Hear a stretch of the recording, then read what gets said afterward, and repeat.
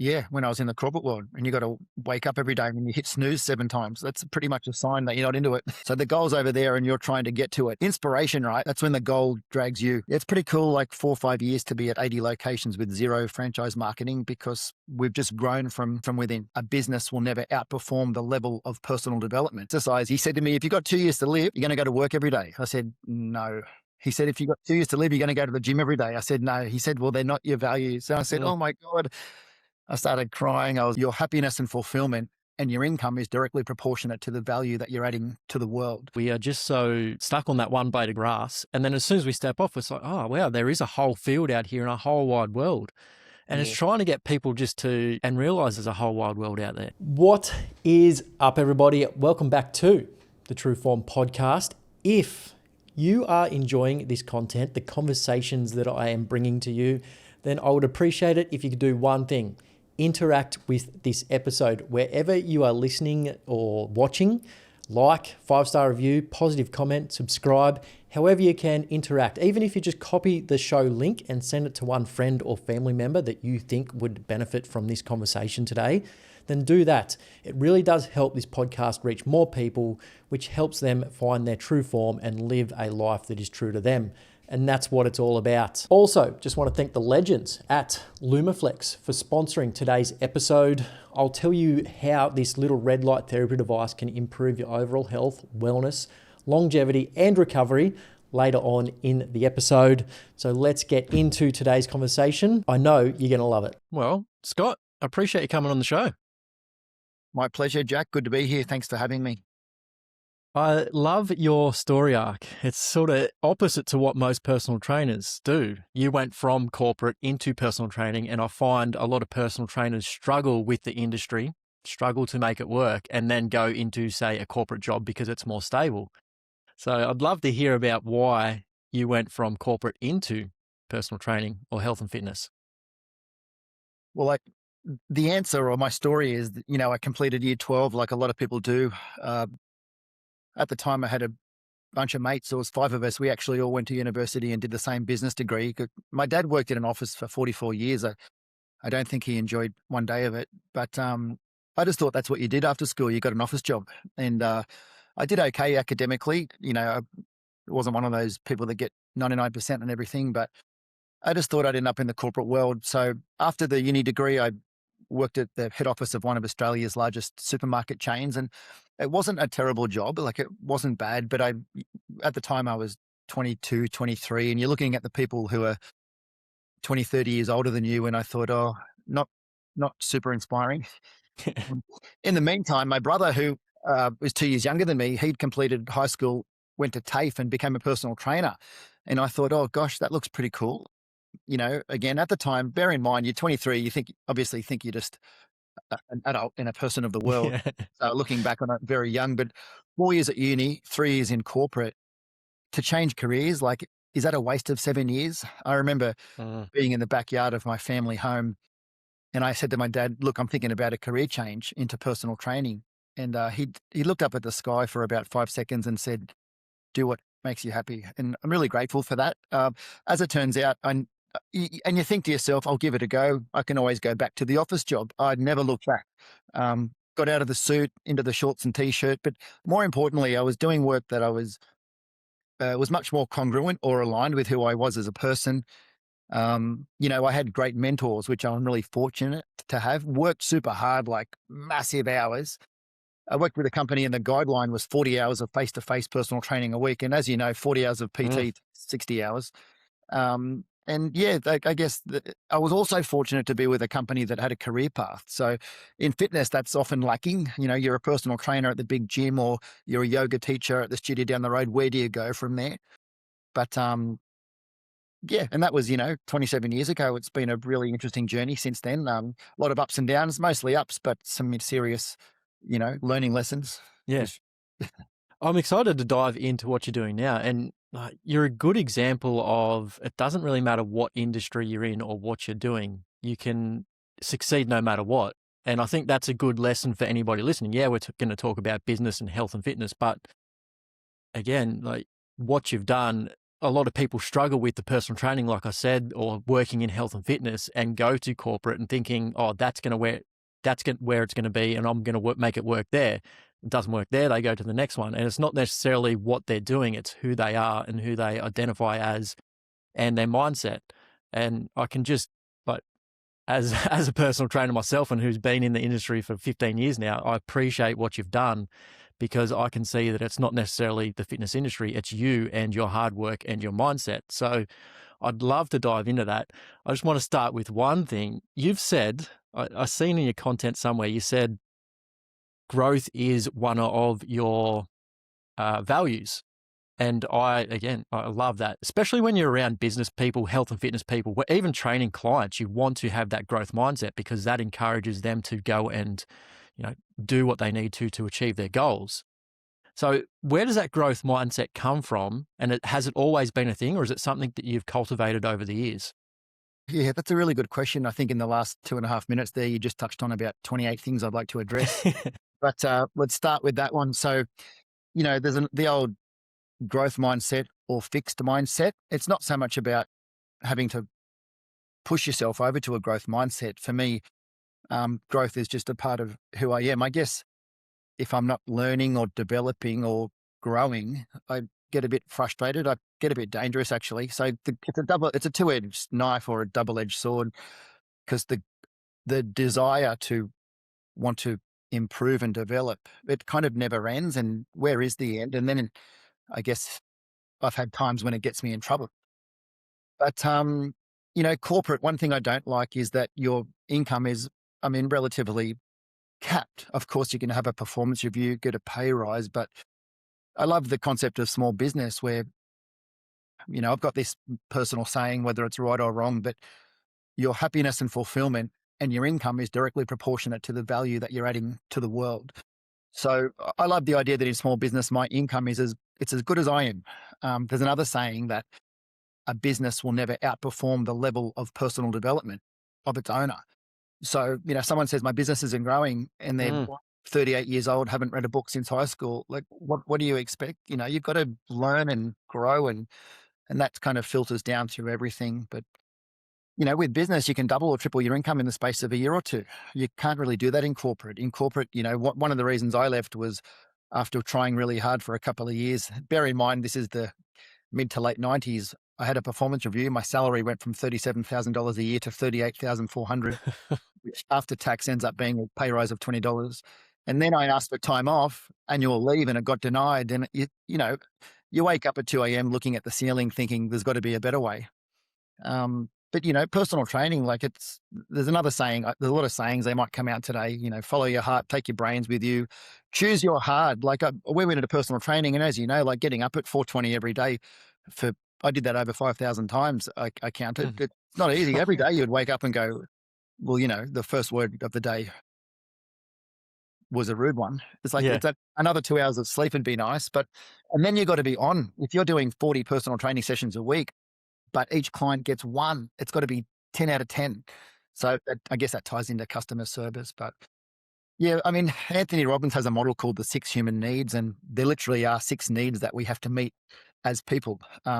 Growth is what he calls one of the higher needs, And when I was young, I used to always wonder, why does Kerry Packer keep working? Like he's got enough money, but if you got that, I don't love the word entrepreneur. I think it's a little bit pretentious, but if you've got that drive inside of you, you're just going to want to keep going and just do work that you are proud of, that fulfills you. So I used to think it was about happiness. Then I sort of changed to fulfillment. As I get older now, it's more about peace.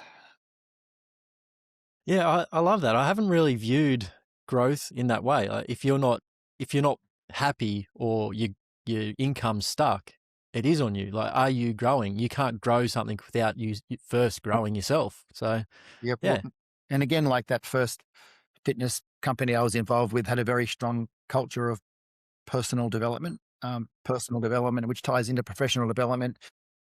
But the whole conversation about values also ties into what makes people happy in life. And if you're not living in line with your values, you're probably going to end up being either anxious or depressed, because you're living in line with somebody else's values. And we see that all the time, pressures from family and work and friends. So Yeah, that's an interesting conversation, but the whole concept of mindset, that's a big one, and it can mean different things to different people. Yeah, 100%. And depending on where somebody is in their journey is going to mean something, and they'll take it away Yeah. as well. Well, I touched on my dad earlier, and he does not have a big need for growth. Some people are pretty happy just to be consistent and safe in life, and that's okay because values are personal. And again, most arguments happen because somebody's judging someone else's decisions based on their values. You can't do that. You just got to you got to identify your own values for a start, which nobody ever does. I said to somebody the other day that most people spend more time researching a used car to purchase than identifying their own values. Yeah. And then if you can make decisions once you know your values, make decisions that fall in line with you, but it acts like a filter or a lens. Will this support my values? No, don't go there. If it's a yes, then go for it. Hmm. You were saying that the first company you worked for, the first personal training business, they had a growth mindset and they wanted all their employees to be doing self-improvement. Was that where it sort of started for you? Is there any big takeaways back then you were like, oh yeah, and you've used that ever since? Yeah, well, it's a really interesting question. I get a little bit of goosebumps. I remember being 24 years old. I had this personal training client. She was 80 years old. Her name was Patsy Wang, and she was a Chinese lady. She owned 3 pharmacies, and she was a pretty successful lady. And she used to like to take me under her wing. And I think I was doing pretty good with personal training, but in other parts of my life, I was a bit loose. And she, every now and then, like I can, like one of my old school principals, or one of my old school teachers, or one of my old football coaches, they must see something in you that you can't see yourself. Anyway, I touched on Anthony Robbins before, but this lady bought me a ticket to an Anthony Robbins seminar. It was like a 3-day event. And, you know, those kind of personal development seminars have got a bit of a stigma. Like there's a lot of rah rah and a bit of hype, and they pump you up and all that. But it is your responsibility to carry on with the work afterwards. I mean, it's like, they say it's like showering. It doesn't last forever. You got to do it every day. But this lady purchased a ticket for me. I think it was like $1,800, which at the time for me was like a huge amount of money that I didn't have to pay her back. And I really credit that seminar to changing the trajectory of my life. And with the company, like I said, there was a library of recommended readings and things like that. This is probably before ebooks and before YouTube. But it's just like anything. You can delve into it, or you can not do it at all. But personal development. There's so many great books out there. Those 100-page books that you can read on a Sunday afternoon if you put your mind to it, and the message is there. And then just to take that message and apply it, and it's a bit like having a mentor. But an author can be a mentor. It doesn't have to be somebody that you physically know or meet. But yeah, then through your 20s and 30s when you're a bit younger, which is probably what you are, but you go on a bit of a mission with workshops and seminars and reading, and ultimately you end up with your own philosophy on life. Hmm. That is absolutely epic. Like a client buying you a ticket to like something like that is absolutely amazing. So, was there any aha moments that you remember back then in Y- that? You say hard moments? Like aha moments, like light Oh, bulb moments aha. that, yeah. Oh, like I like the whole concept of nobody's coming to save you. So you've kind of got to, uh, anything you want to achieve, you probably got to do it yourself, or at least that's what works for me. I came from a pretty humble upbringing, like lots of love and support, just not a whole lot of other resources. Um, I can't think of, well, probably the biggest thing is like after going through school and then literally completing a business degree where they did not talk about small business once. I I got I started to realize that sounds silly now when I say it out loud. Small business is an option. This is after being in corporate. And then, I started my personal training career as basically an employee of a company. But, part of me thinks that company encouraged personal development. They had a policy called grow and go, where you would start in a position, but then grow and move into a leadership position and Mm. ultimately go and open up one of their franchises. But, it was a good path. But yeah, no, I can't think of too many aha moments, not on the spot anyway. But I do remember, and that just led me down a big rabbit hole of learning, which ultimately put me in good stead. If you care about your health, wellness, and longevity, obviously you do, you're here listening to this podcast, you're going to eventually come across red light therapy. And there's a few things you need to know before you go and spend hundreds, even thousands of dollars on a red light therapy device. First, you need to do your own research. Don't just rely on a podcaster getting your information. So you need to go out and do your own research. But when you're doing your research, don't just put in red light therapy and skincare or recovery. You got to put in photo biomodulation and then skincare, photo biomodulation and then Alzheimer's or gut health or brain health, eyes. There's a bunch of research out there that's very exciting, and it really does blow your mind on how light affects your body. So even if you're not interested in red light therapy or want to purchase one, it's probably worth you going out and doing this research just so you understand how light affects your body. We all know that blue light is bad for you later on in the evenings, and understanding why that is going to help you make more informed decisions. Also, when you're looking for devices, make sure the red light therapy device goes through a full range of the infrared light. So a lot of the devices out there will just sit at a certain wavelength, where the LumaFlex products go through a full range, and you can actually control it. So if you're trying to do recovery or skincare, both are different wavelengths, and you can control it through your phone. So if I'm trying to do muscle recovery, I just control it through my phone. It selects the right wavelength and the duration. I put it on the muscle that needs recovery, and I go from there. If I want to do my face and get rid of those wrinkles, I can just do that. Different wavelengths affect the body in different ways. So when you are doing your research, I strongly recommend you check out the LumaFlex products. And when you're ready to purchase one, use the code TRUEFORM to get 10% off your first order. That is TRUEFORM at checkout for 10% off. Let's get back to the episode. So you've had over 30,000 hours of personal training with people. Obviously that would be face-to-face, but also, like you said, working with people, what was the client's name? Penny Wong? Patsy Wong. Patsy. Yeah. Like amazing people like that. So in the 30,000 hours, what are some massive takeaways that you could attribute to where you are now? And we'll dive into what you're doing now, because it's absolutely amazing. Like, I'm blown away by the stats that you're putting out now. But I guess my question is, how did you get from personal training in a franchise to where you are now? Yeah, yep. Well, there's a few things there. Like, the good thing about personal training, especially if you love fitness, people, and business, is that you've got this. It's basically a conversation that happens with a client, or 40 or 50 different clients every week, week after week, often for years. So you get to understand what makes people tick, what motivates them, where they struggle, exercise, nutrition. But then, because it is a relationship, you're talking about their personal life, their work, their relationships. And probably a few things that are in my mind at the moment.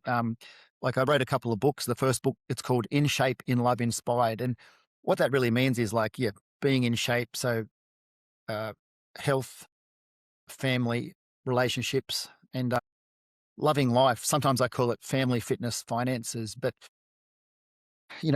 so many stories. Like, I've got this lady in my head now. Her name's Christy. She was a young Greek girl, came from a Greek family. Her parents were accountants. They wanted her to be an accountant. She wanted to be an artist. She became an accountant, of course. Ended up being about 130 kilos, pretty unhappy. Food was her comfort. Didn't have the courage, I guess, because she loved her parents, didn't want to let them down and tell them that this is not what I want to do, So I guess that's where I've become grateful to my dad for supporting me in my career change. But it also ties into values and living in alignment with who you are, and basically having goals. And from a business perspective, the personal training background gave me a great understanding of what people want in a workout. So now with what I do, like, I've designed thousands of workouts for people. It's funny, as a trainer, you got to understand, this person says they don't want to work hard, but secretly they do. Other times someone says they do want to work hard, but secretly they don't. Other times just turning up is an achievement. We don't need to break records. We just need to keep the routine going. I've had personal training sessions where somebody walks on the treadmill and we talk for 45 minutes. I'm sure you've done those. I've done personal training sessions where a client in the whole session did 3 sets of upright rows and talked to me about their kids and their work. I was talking about that book though, because it's not so much about, yay, I can do more push-ups or I've lost 10 kilos. It's about, what does improved health and fitness do for the rest of your life? So the tagline for the book is using peak health as the foundation for a life of abundance. Because I think there's so much cool stuff in life. Again, that's why I like small business. I don't want to be tied to a corporate role. I think there's so much cool stuff we can do. And you know what? Yeah, we might make mistakes. One of my other good friends who's in fitness, he says that in 50 years, we'll all be dead and no one will care. So why not just try stuff? Finally, my current business is called In Life Wellness. So for, 20 years, I helped people with their health and fitness in a personal training capacity. And I owned 5 personal training studios. I was also a coach and mentor to other fitness studio owners. So when I was starting this current brand, the marketing branding team, they said, what do you want to call this business? And I'm pretty bad with names. So I said, I don't know. And they said, what do you want it to be about? So I said, well, look, I've pretty much spent a career helping people with their health and fitness and also helping people with their business. And I made a comment that it doesn't matter if you're helping somebody with their fitness or their business. I just like helping people in life. And they said, let's call it In Life. I said, that sounds good to me. Let's do it. Make a logo. So what is In Life? Well, In Life Wellness is a boutique reformer Pilates franchise. We've got just coming up to 80 locations in Australia, USA and New Zealand. And that's what we do. Pilates is a good place to be in the fitness industry now. I never set out to be a franchisor. It was 2019. I opened up one studio in the south of Sydney. Funny time to open because we actually had a slow start to that particular business. And then we got a bit of traction and then we just went bang into a couple of years of COVID. Yeah. And then we sort of came out the back of that pretty good. Yeah, never planned on having a franchise, but a couple of our team members said, can I open one of these? Can I open one of these? So we opened a couple. I actually used that COVID period to work through all the legalities of franchising, which is both time consuming and expensive and boring. And then you sort of all set up to franchise, not having any idea if anyone is going to open one of these things. But it's pretty cool, like 4 or 5 years to be at 80 locations with zero franchise marketing because we've just grown from within. And that just, like I said at the start, it just goes to show how much you've learned from personal training. It's not just, the industry you're working in, it's you, it's the things you've learned to be able to do that and just cultivate that environment of people that want to improve their life inside themselves and go and take it to other people. And I find that and you probably have people joining in the classes, enjoying it so much that they want to become instructors and then probably following that and then want to franchise as well. Well, that's how it works. And again, like my accountant said, this would be the path, which I'll explain, but I didn't believe him. We have a Reformer Pilates instructor certification program. Okay. And if you look at across our 80 studio locations, over 90% of our instructors started off as members. They went on to become an instructor. And over 90% of our studio owners started as members. So it's member, instructor, possibly studio manager, studio owner, multiple studio owner. Most of our owners own more than one. And that's because it's a simple model. Like some of the previous businesses I've owned, whether they be gyms or personal training studios, they're quite complex and high maintenance and labor intensive and staff reliant. You know how it is with personal training, like the client ends up with the relationship with the trainer, not the business. A bit like a hair salon. I know ladies who their hairdresser left to go to another salon and they drove 50 minutes to go to the new salon. But yeah, I guess personal training, like it. And the funny thing is too, some of the clients you get any client from an 18-year-old girl to a 60-year-old, male billionaire, but I had all these mentors, and I remember once purchasing a property and I trained the lawyer that did the legals. I trained the accountant. I trained the building inspector. I trained the guy who built the building. Yeah. I bought an apartment and he looked after me, but literally everyone, I feel like there's more, but anyway, it's just it's cool. I'm pretty introverted and maybe shy in my private life, but in that gym environment, in the PT environment, you just feel so confident, like you're really adding some value. So yeah, it's a nice place to be. Yeah. Mm. Yeah, and you, like you said, you want to give those people 110%. Like each person that comes in, like you want to give that energy to them so they have the best possible session. And where I want to go with this, how have you created a franchise and a club? Like somebody goes to the Pilates class, they're that inspired that they want to keep coming back, but then also become a instructor. So how have you cultivated that environment through the instructors to have such a good session for the member? Well, you know how it is in fitness businesses, and I use that term because it could be a gym, could be a studio. Um, you get people who fall in love with it, you got to be realistic. Like it's not everyone. For a lot of people, I always say half of our members, they love exercise. When exercise is part of who you are, you can't not do it. It takes more discipline to have a day off. And then the Yeah. other half of people, exercise may not come naturally to them. And most people know that exercise is generally a good thing, but a lot of people have got to, drag themselves to the gym or give themselves a wind up and a pep talk. But the process of encouraging a studio member to become an instructor, well, firstly, internally we advertise. It's quite subtle. We're not ramming it down people's throat. But if you're on a reformer Pilates machine 3 times a week for 6 months and you keep seeing the little ad, and then we have a little bit of a culture. Like if, as a studio owner or instructor, if I said to a member, you know what, have you ever thought about becoming an instructor? And they usually one of three things happen. They say, "Oh my God, I've been thinking about that," or they say, "Do you think I could?" Or they say, "No way." Mm. um, but I think, like in life, a lot of times, like I said, did I say that earlier? People need a bit of a prompt or a push. I've got this belief that people need an invitation. Mm. Even as a personal trainer, I've got to invite somebody to start a new set. They're not going to do it, by themselves, even though they know they've got to do 3 sets or whatever. But yeah, like I guess, and then you get this. We talk a lot about culture. So step one is, yeah, people have got to feel. And when I say people, most of our members are ladies. They've got to feel safe, warm, welcomed. A lot of gyms and studios can be intimidating, I think, but we try and be the opposite of that: warm, welcoming, inclusive. But yeah, you just got to get people to enjoy it for a start. And then I've got this inherent belief that people want to be part of something and they want to feel like they're going somewhere. So you got to create the vehicle for a start, and then give people an opportunity. And the rest is history. A lady the other day said to me, "Oh, thank you so much, blah blah." And I said, "Look, I didn't do anything. The path was there, and you took it." And that's how people succeed in life. All PTs that say that though, like it's like I didn't do the work, you're just doing it. But without you, it wouldn't happen. So Nah, I'm just being modest. I'm yeah, awesome. yeah. No, joking. Yeah. So my question is, like you've said, no one like that coming out of the Tony Robbins couple of day thing that you did when you're in your early 20s.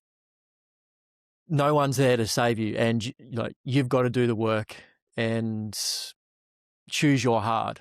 Like, taking action or initiating is hard. The hardest part for everybody, as you know, like personal training, it's like people get very excited, they're all worked up and they sign up, but then getting them from the sign up back into the gym is the hardest part, getting them to initiate and take action. So my question's around like that culture that you're building, obviously from the top down to the members, is just dragging everybody up. But how do you get, I know it's a pretty wide and basic question, but how do we get people to take more action? Like is it motivation, discipline, or is it just getting them to show up every day and then eventually you can invite them to take action? There's probably three things I want to say there. Like, yeah, there are a whole bunch of things that a person has to do themselves. But, in our line of work, probably one of the main themes of my life is support. Like, I've received a lot and I like to give a lot. So, it goes both ways. You're talking about a situation where somebody's trying to establish and maintain an exercise program, ideally one that they enjoy. I mean, in my personal training career, it was all about results, results, results, got to get results. Every time someone comes in, we're measuring their tummy and measuring their body fat, which is fine, I guess, but it's really refreshing in the Pilates environment to have no scales. It's just about attendance.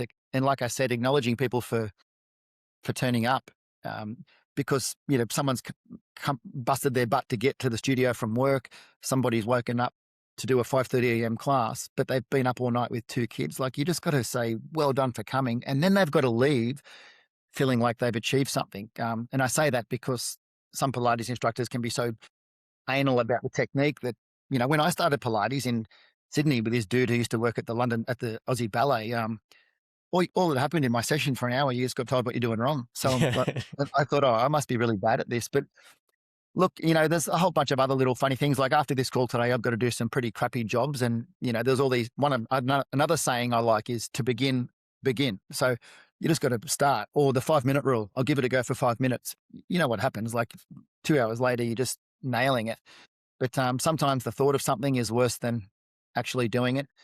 But yeah, I think, like, if someone's trying to get into something and they might, I'm assuming that they're struggling a bit or it's not really natural to them. I think that support in the early days is critical. When a new member starts at In Life Wellness, they do a 1-week trial. And we've got this saying that we really hold their hand through the trial, not in a condescending way. We just nurture them through it. Because, you've got people trying to figure out how to book a class on the app. They've lost their password. When I go to a new studio, I still get nervous. I'm like, shit, where do I put my keys? Was I supposed to read a manual? Where's the entrance? If I walk in late, is everyone going to look at me? So just, I think like anything, first impressions are really important. But yeah, and the other thing too, just in my final comment, I talk about values, and if you've been thinking about something, or if someone's struggling with something for a long time, maybe just give up because it's not in line with your values. The difference between motivation and inspiration, okay? Motivation is like, there's this thing I've got to achieve, and I'm going to drag myself across hot coals. I'm going to get there no matter what. You probably need a few pats on the back or a few wind-ups along the way.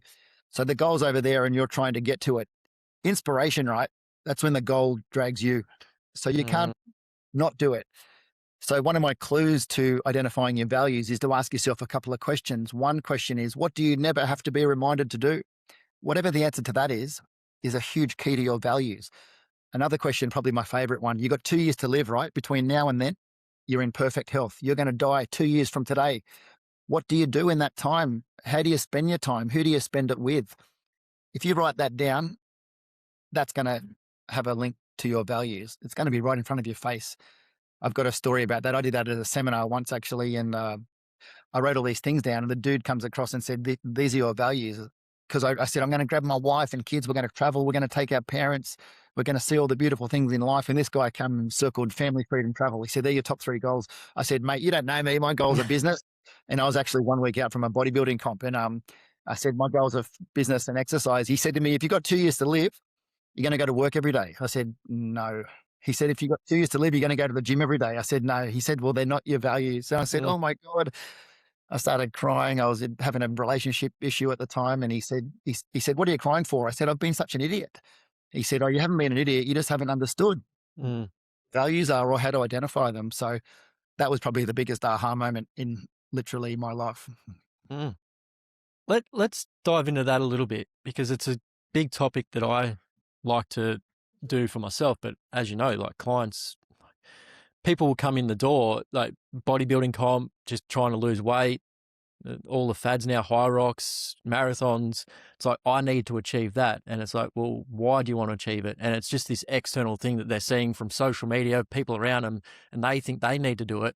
And like you said, they're chasing that inspiration instead of that goal, like dragging them into that. So how do we, like, I know you just gave a great example there of writing it down, but for people listening, is there anything else that they can do, like that you've done in the past, to help them understand the difference? Because especially when it comes to business and growing a business, I guess this is coming back to me now. You're chasing money, goals, downloads of podcast instead of, the values of me connecting with you, having a good conversation. So how do I make it different? And you said that for personal training as well, something I really connected with. Like, when you get a client, it's all about results instead of their values and how you're trying to help them become a better person. So how do we differ between, those, I guess, what you think you need instead of your values and what you actually need? Yeah, that's a really big one. I think it sort of touches on the society that we're living in and what society tells us that we should be pursuing versus Mm, what's really important to you. You know, I've got friends who make 50 grand a year and they coach their kids' netball teams and they're the happiest people I know. You know, they get excited about, you know, having a 2 week holiday to the caravan park every year, which is not a bad thing. Like it's how I grew up and some of my most fulfilling times. Um, you know, I saw Jim Carrey when he speaks, he talks a lot. He's gone all spiritual, but he says he wishes everyone in the world could, you know, just for have $10 million so they could see that it really doesn't mm, make you happy. yeah. But you know, yeah, I mean, again, like in a personal training situation, we'd always start with a consultation. It was a pretty thorough 90-minute consultation. A big part of that, of course, is identifying the person's goals. I remember, you know, one of the formats I used, there was just a whole bunch of goals on the page and people just had to circle them, which is a similar thing you can do with your values. Sometimes Yeah. I Google um, list of personal core values, and then you just go and circle them. So a value can be something like like a like a characteristic or a trait, like honesty or integrity, um, or a value could be like an activity, like travel, you know, or sport or business, you know, financial freedom. Like these are all values, and I just think it's really worth putting time into identifying what your values are, you know, yours, mine, like everyone, because it can really result in you letting go of a lot of stuff that Mm. wasn't important. I mean, I don't look at social media and see someone else's life and get all jealous and upset. Like I just don't do that. I've heard that some people do that, but we all know that social media is like the highlights reel. Yeah, but yeah, it's a funny old world we live in when we think that, you know, in Australia especially, that working 48 weeks a year and having 4 weeks off is normal, and paying 47% tax is normal, and you know, buying a two-bedroom house for $2.3 million is normal. Like it's just not normal. You know, like you look at, I think the world is like a football field, and most of us spend our lives living on one blade of grass. Like there's so much out there, you know. At the moment, I'm buying a house in Dallas. You know, you can get like a 5-bedroom house on 1 acre for 800 grand, and you know, there's no stamp duty. So, and then I'm stuck in this Instagram algorithm of all these properties I can buy in Tuscany in Italy for 250,000 euro. It's like, oh gosh, what are we doing in Australia having a 30-year mortgage? You know, but I don't know. It's just funny the way that we get the blinkers on and get a little bit stuck sometimes. Mm. I love that analogy, and it's something I talk about a lot as well. We are just so stuck on that one blade of grass, and then as soon as we step off, it's like, oh wow, there is a whole field out here and a whole wide world.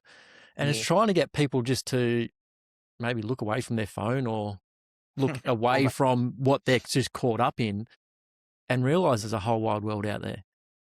It is, but you know, like all the good stuff happens on the other side of your comfort zone. But there's a reason it's called the comfort zone. It's pretty comfortable. It's nice. And I moved to Texas in the middle of 2024 to open up some studios, and something I'd wanted to do for a long time. I could not have been better prepared or researched. 3 months in, I'm there with my family. I bloody blown the budget. I thought I've made a mistake here. Like as it turns out, I figured it all out. We're coming up to 20 franchise locations in 2 years, which is a good effort. It's pretty much set to explode over the next 12 to 24 months. But like that's just been the most fulfilling experience of my life, not just professionally, personally. You know, like going to a different place, a different culture. It was the perfect combination for me of I knew what I was doing, but I kind of didn't really know what I was doing. So that's what you want, that little bit of, you know, when I talk about the 6 human needs, need number one is certainty. You know, like you need certainty in your life. I know where I'm sleeping tonight. I know I've got some money in the bank. You know, I know my wife loves me. Ironically, need number two is uncertainty. You need some variety. You need a little bit of, because if everything's too certain, well, how boring. If everything's too uncertain, how scary. So yeah, that really fulfilled the need for uncertainty and certainty over there. Need number three is actually called love and connection. So it doesn't just mean your intimate partner. It means like I feel very connected to my work because health and fitness is part of who I am. So is coaching and mentoring. You know, the statistic is like 84% of people don't like their job. My other favorite statistic is that 93% of statistics are made up. But, you know, like what 84% of people not liking their job, how sad. Like everyone's punching out 40 hours a week in something that they're totally disengaged in. How unfortunate for the employer that people are just trying to get through the day, make it to 5 o'clock and spend half their time scrolling Facebook. It's like, Yeah. it's got life's too short to not do stuff you like, and you can make money from just about anything these days. Yep, 100%. And it's only getting easier and easier, but people are getting more and more scared of taking those risks and going outside that comfort zone. I had a guest on a few weeks ago that talks about creativity, and he was saying in those moments of creativity, you can be scared, but you can be creative, but you can't be both at the same time. So why not lean into that Yeah, creativity a yeah, little bit yeah, more than being scared? And I just yeah. love that. So like when you're in those moments of you're overseas, blowing the budget, no money, like how do you lean in that to that creativity side of things to take it further and keep going? Well, I've got this other life philosophy that all the answers we need are out there. And not only that, the people that have the answers are happy to share their time and knowledge and experience with you. So you got to find the right people because, there is always a way, there is an answer for everything. I take a lot of inspiration from books, especially business books where people have had challenges or failures or lost everything and come back. I mean, funnily enough, there's another saying that you learn nothing from success. So most of my learnings have come from my challenges. Um, but yeah, that's it. I think, actually being in Texas, there was a lot of country music, and there's this country music song, and it says the best backup plan is to get back up. So, it's not so much to be like all macho and all that, but you really got to keep trying. I'm not special or talented or gifted. I'm a super slow learner. I'm very good at apprenticeships. Like I'll do something for a long time before I go to the next step. Because at the moment, when I was a personal trainer, people would do 3 personal training sessions and say, "Oh, when can I become a manager?" And I'm like, "Well, about another 3,000 sessions." Or like the whole initial consultation, we'd sell, um, you know, anywhere between 6 months and 2 years of personal training on the spot in a consult the first time we meet someone. So there's a skill to that. It's a sales process that's tied in with a goal setting consultation process. But yeah, I don't know. Like, yeah, I don't think much good ever came from giving up. The only time it's good to give up is if you identify that what you're doing is just not lighting you up. Mm. How do you know that? Have you got any examples of when you've been doing that and then you just realize, oh, wow, this isn't actually light me up and I shouldn't be doing this? Yeah, when I was in the corporate world, and you got to wake up every day and you hit snooze 7 times, that's pretty much a sign that you're not into it. So, like I said before, like it's a value if you don't need to be reminded, you don't need to be motivated. So, I mean, I wake up every day. The thing is too that values can clash. Like, for example, I've got to exercise every day, but love doing my work and I want to hang out with my wife and kids. So, Mm. you know, somehow you got to figure out how to fit it all in. But then other times you play the values trade-off game if you've got to give up one, because that's when you're trying to rank them literally. Anyway, were you going to say something there?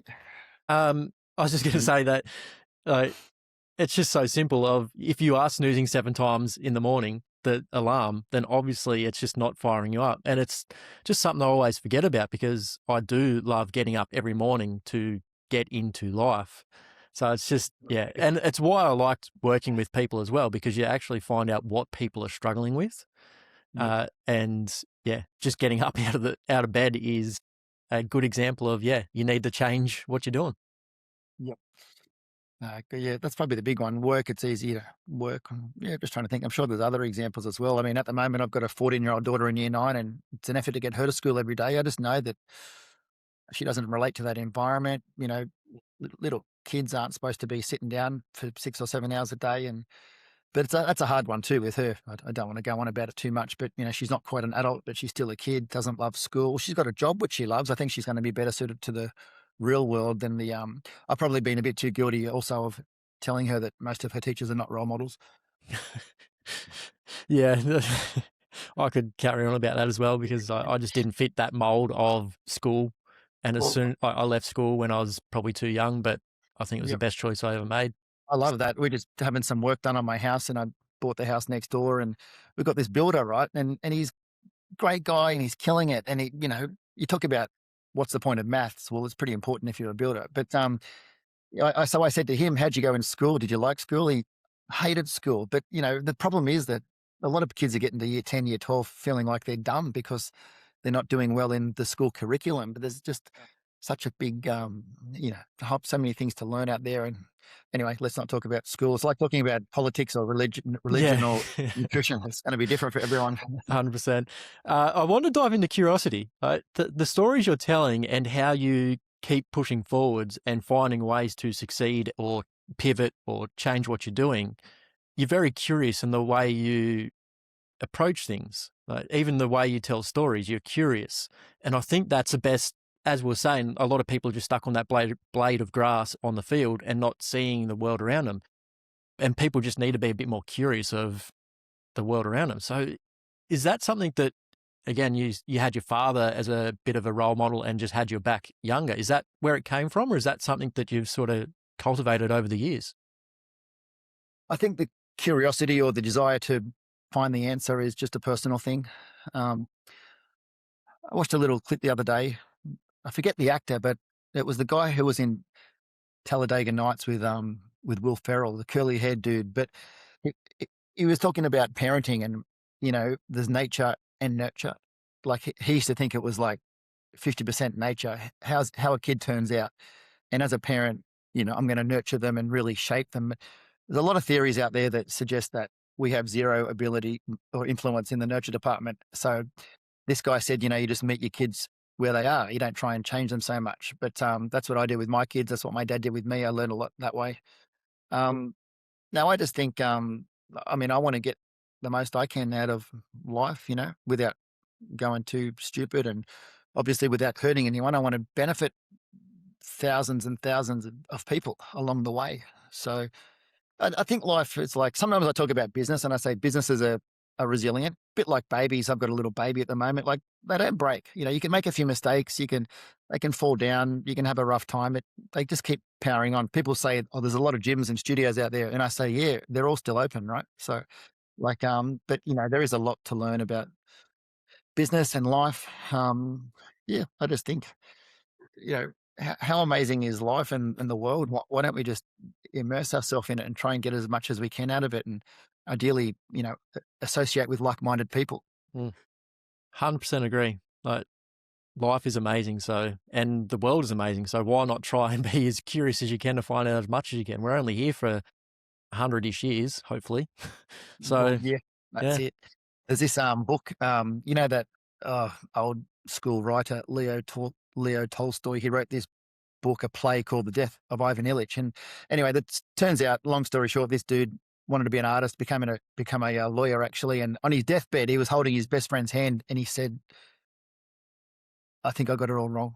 And I thought, "Oh, ouch, that hurts," because I think I feel lucky that I made a career change in my 20s, and I actually had a lot of big, I don't know, challenges in my 30s. And I feel like, whether it's a relationship, marriage, money, business, I'm sort of happy I had those challenges relatively young, as opposed to kind of losing everything in your mid 50s or mid 60s. That'd be a bit harder to come back from. a lot of people are scared of those moments, though. Like, I guess you could come down to risk, being risky and taking those moments and leaning into curiosity or creativity or whatever you want to call it. Any advice for people that are, let's just say it's the Pilates studio, somebody's been doing Pilates for a little while, they're looking at the opportunity to become an instructor. Like for some people, that's a big step and a big, like very uncomfortable unknown. So any words of advice for people going into those transition or thinking about doing something like that? Yeah, I always think, you said it's a big step, and it is a big step. I was going to say, sometimes I call it a series of baby steps. So if you are looking to become an instructor, well, what's the first step? You make an inquiry, but you can pay for the course. It's going to be a couple of grand, which is significant. But then you do the course, and then you decide from there, do I want to become a teacher? Well, if I do that, then I could start in a small capacity, or it might take over. This is what I did with my career, and then you become an instructor. You can decide, do you want to instruct more? Then you can decide, do I want to become a studio manager? Do I want to work at more than one studio? Do I want to own a studio? But going all the way back to the beginning, some people might do an instructor certification program and and go no further. Back in the day, they used to say that 70% of people that do their personal training qualifications do it for interest, which is fine. Some people are passionate about health and fitness. I'll do the course and take it from there. But I do believe that uh, being around the right people is a huge step, a huge step, because so many people are nervous about it. They just need that support and encouragement and the belief in themselves. But what is really powerful is when someone else believes in you, so I get pretty fascinated with culture in business and sport, looking at all those good sports coaches that, when the player plays well and a journalist says, "What did the coach say to you?" He goes, "Well, he didn't say anything. He just told me that he believes in me." Like, you'd run through a brick wall for someone who believes in you. Mm. Anybody that you suggest people surround themselves with? Like, who are you listening to, consuming? Yeah, well, it's changed over the years. And just quickly back to risk, like my risk profile has probably reduced as I've got older. I just turned 50 and I've got 4 kids, and I have lost everything before and I don't want to do that again. But I do think for the most part, you can make a change at any age in life. Uh, back to your question. I mean, again, like your personal development, who you listen to, that changes as time passes as well. These days, it's very I don't want to freak anyone out, but it gets a bit spiritual too. Like there's a lady called Dolores Cannon, another lady called Esther Hicks, and I really believe in the language that you speak to yourself with. They say that we have 7 times more conversation with ourselves than we do with everyone else in the rest of our life combined. So your head's got to be a friendly place. Your mental chatter. I mean, over the years, my favorite people have been like John DeMartini, Anthony Robbins, all these old school, the godfathers of personal development, Brian Tracy, that really charismatic old American men with nice voices. But and then I guess these days, I made a comment to someone the other day. Actually, it was about my own social media. I said to this guy, "Oh, everyone on social media is claiming to be an expert, and now I'm one of them."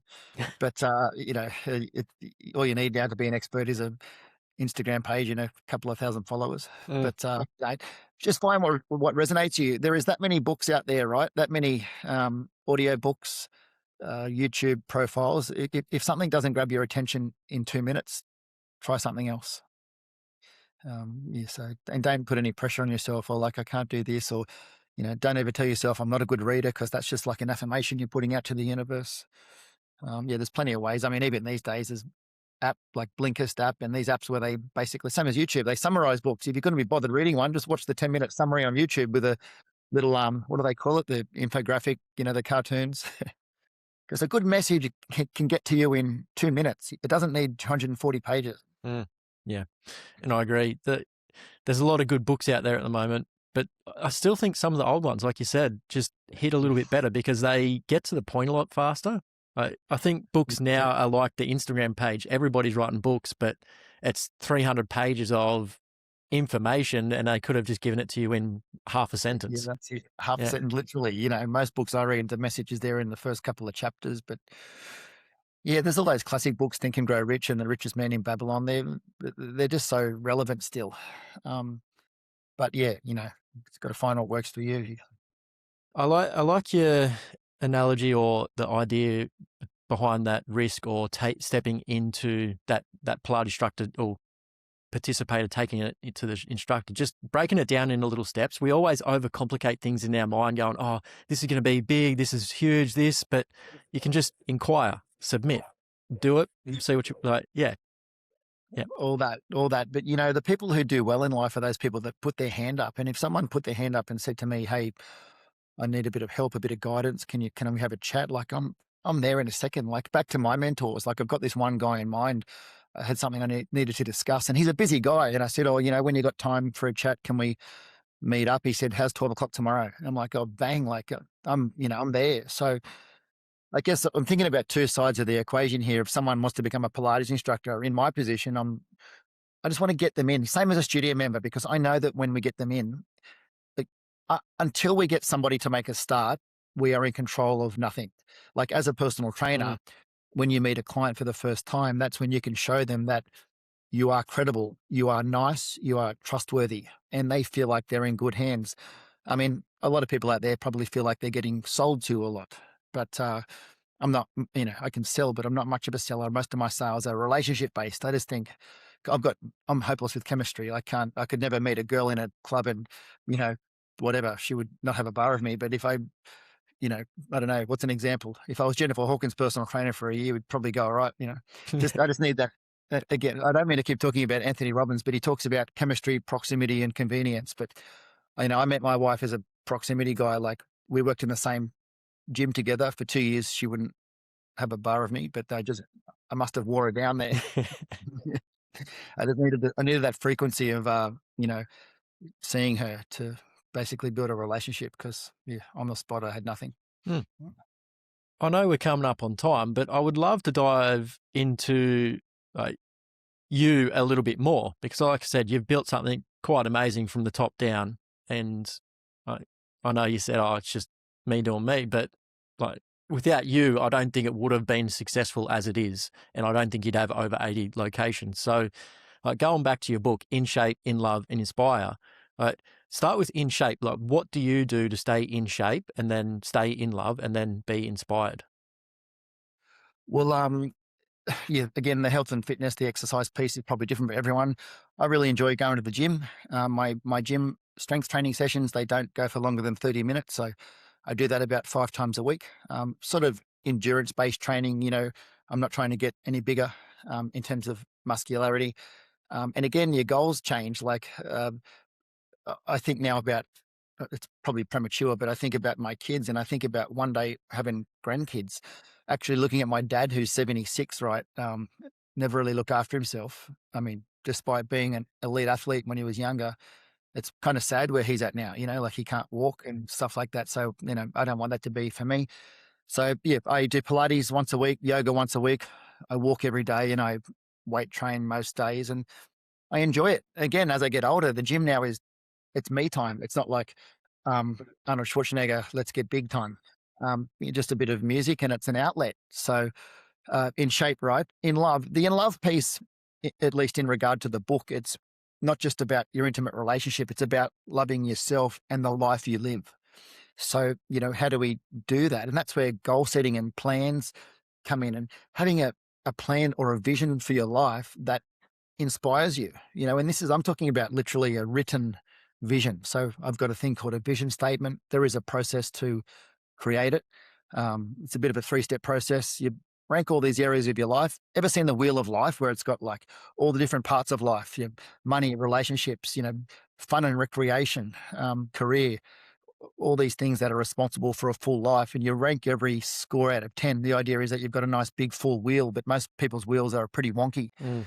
But, when I look at all these areas of life, you make a list what you don't want, then you flip it around and make a list of what you do want, and then you turn it into a present tense story. And recently I've been using AI to create these images as well. And, I want to have a 20-acre farm and, with long story, but I'm excited about where I'm going. And you got to remember too that we will never get everything done. So it really is about the journey, not so much about the destination. Had a funny situation last week where I achieved a pretty big goal and it was kind of like, oh, right. I thought that'd feel different, but it makes you realize it's not really about the goal. It's just about the person you become in the process. So yeah, I mean, with my personal relationship, like I've learned a lot there. Probably biggest aha moment in my personal relationship was reading the 5 love languages. Have you heard of that book? So there's 5, they call them love languages, and everyone has a primary love language, like a way that you feel loved. So the 5 love languages are your words, basically words of affirmation, quality time, acts of service, like doing stuff for someone, gifts, and physical touch. So mine is words, right? I just need every now and then to hear, I love you, you're doing a great job. And I'm just like, rah. But my wife's love language is quality time. So we struggled, 10 years ago because I was working a lot, not giving her the time. And she sort of come from this family where they weren't a big express their feelings kind of family. So I wasn't getting the words. She wasn't getting the time. Meanwhile, I think I'm doing the right thing, trying to build an empire. And she just wanted to watch TV and hang out on the weekend. So anyway, once we identified that, it helped a lot. But yeah, in shape, in love. Yeah, the third thing is inspired. I'll probably address that, but just identifying how to understand your values and then build a life around that, a life you love. And so How, it's, Just back to the in love and when you were doing your vision, how often are you doing that? Annually, once a year, because it changes, it shifts. But for the most part, it stays pretty consistent. You just throw a few different things in there. But yeah, so just reviewing it, and then obviously there's a different schools of thought about goals and writing stuff down. Have you heard someone writes all their goals down, right? And you stick it in that third drawer of your bedside table. Don't look at it again, but you move house in 7 years, and you find this list, and you've achieved 90% of it. Like that's pretty powerful. Other people say you should write stuff down every day. But I've got this book here next to my desk where I just like write down my vision statement every day, and Amazing. it just stays fresh in your mind. But the idea is not, the idea is to program the subconscious. What do you mean by that? That's something I've been working on for the last couple of years, but a lot of people hear that, like programming the subconscious. What does that mean? So you've got the conscious mind and the subconscious mind. It's a bit like an iceberg. All we're really aware of is the subconscious mind, which is that little part of the iceberg that you can see above the ocean, where 95% of that iceberg is under the surface. And our subconscious mind is basically 95% responsible for our thoughts, decisions, actions, and ultimately our results. So you've got to program, in this case, the life you want into your subconscious mind. Again, gets a bit woo-woo, but then the universe conspires to bring that to fruition. Mm. I mean, there's a bazillion examples of that happening. I've got some awesome stories. But, you don't even need to understand how it works, just understand that it works. And then if you're going to set a goal, you don't really need to identify the how behind it. Like you touched on earlier, you got to identify the why and let the how take care of itself. How do we identify the why? The why means your reason. What's your reason? And sometimes if somebody says, when you asked that question before, like someone's struggling for motivation, like what's the why behind it? And if the why is not powerful, well, the how's not going to happen. So they say that, a strong why beats any how or what, but yeah, again, like you can build, what am I doing at the moment? Say, trying to build a business, for example. Why? So you can make some money. Why? So I can support my family.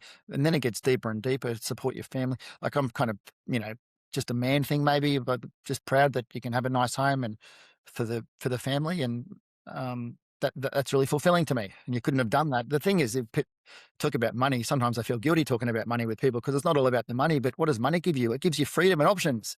I've got 4 daughters and I work with a lot of women. I'm really passionate about helping women. I've got other female friends and they're great friends, but I guess what I'm trying to say is I don't want any of my kids ever have to stay in a shitty situation because of money. So, let's, I don't know, just try and use our money and our gifts to help people. But like you said, the more you put yourself out there and the more you help people, the more you get in return. And I think, and unfortunately, I don't know if it's an Aussie thing as well, but people just miss that connection. Like that small business, like you can really help as many people as you possibly can and make the money just comes because you're helping people. But people see it as, almost a negative. I don't know. Yeah. It's a bit like earlier when I said that your income and your happiness and fulfillment is proportionate to the value you're adding. So if somebody's not making much money, my question is, how much value are you adding? Maybe it's a bit harsh, but maybe they're not adding much value. How can they add more value? What was the other part of that question? Yeah, I mean, that's just a funny thing. Sorry, just made me think of America. When I go to America and I say to somebody, "Have you heard of tall poppy syndrome?" And they say, "No, man, what's that?" Yeah. And I'm like, "Oh, in Australia, when you start doing well, nobody likes me." Yeah. Yeah. And it's something that I really try and change again, the language I use around like when I see people doing something awesome. And there's a lot of people in Australia doing amazing things. And that's what annoys me so much. Like they're almost scared to continue doing those amazing things because of that tall poppy. I'm like, just keep going. Like keep doing what you're doing. Here where I'm living, there's just people doing some amazing things, helping people just in ways I never thought possible. So Yeah. there's Well, a that's lot. it. Yeah. You're on the right track. Like, I'm lucky I've got a great group of friends. And if I've been through the stage of fancy cars and all that, but like as an example, if you did get a nice home or a nice car, like my friends would say, "Oh, that's so good." Like I know there's been other situations where people say, you're a wanker. But, things like that. But yeah, I think it's quite interesting. And not everyone's that. I mean, I just had basically 8 years off social media because I just wanted to fly under the radar and, just do my thing. I don't feel the need to let people know what I had for breakfast and all that. And I did have that in my notes. Like you're not really on social media, but for me, looking at like what you've accomplished and how many people you've helped, like you're very successful. Like I can see success, like because you've helped so many people. Like I said, that's for me, that's a definition of success. I do what I do because I want to help as many people as possible. And you've done that without social media. So I appreciate what you're doing. And it just goes to show that you don't need social media to actually help people. Yeah. Yeah. I've got this Aussie friend. He lives in Texas, but he's got a funny business where he started off in the west of Sydney in a pretty low socioeconomic area, but he's got a business where he basically, I don't understand it, huge food companies. He provides the equipment for them to manufacture things. But anyway, this guy's a billionaire. He doesn't have a website. So it's funny. Yeah. People will find you. Yep. Yeah. When you're good and you want to actually help people, like you don't need social media or a website. You just go out and help people. That's funny. Let's wrap up with one question. I'm interested to hear your answer. If you could get every single person on planet Earth to do one thing every single day, and it has to be a practical thing. Like, I know we've talked about mindset and thinking and like the subconscious, which you could lean into that as well. But what do you think would have the most impact if you get every person to do one thing every single day?